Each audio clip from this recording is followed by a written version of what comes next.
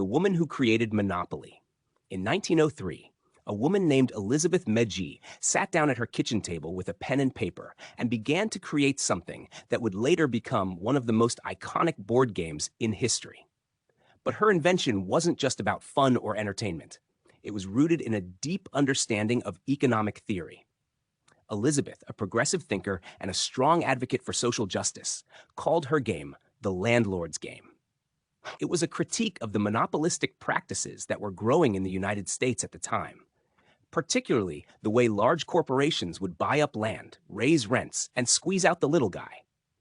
Her game was designed to teach players about the consequences of unchecked greed, with an important lesson woven throughout: the dangers of land monopolies. She didn't create it with profit in mind. Instead, she wanted to raise awareness about wealth inequality and the perils of exploiting the working class. Little did she know that this humble creation would soon take on a life of its own, eventually evolving into the beloved game known today as Monopoly. But here's the twist.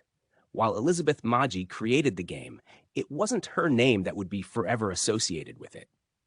Enter Charles Darrow, a man who came across a version of the game in the 1930s during the Great Depression. Darrow, intrigued by the game's potential, modified it, made a few tweaks, and sold it to Parker Brothers. The company, not realizing its true origins, credited Darrow with the creation of the game. For years, Elizabeth's role in Monopoly's creation was ignored, her contributions overshadowed by Darrow's fame. It wasn't until decades later, in the 1970s, when people began to dig deeper into the game's history, that Elizabeth's story came to light. Her idea, her vision, was finally recognized.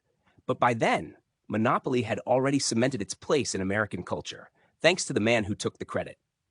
Elizabeth Magie's invention was more than just a game. It was a protest, a challenge to the growing corporate greed of her time. Today, we play Monopoly in our living rooms, but it's important to remember the woman who started it all.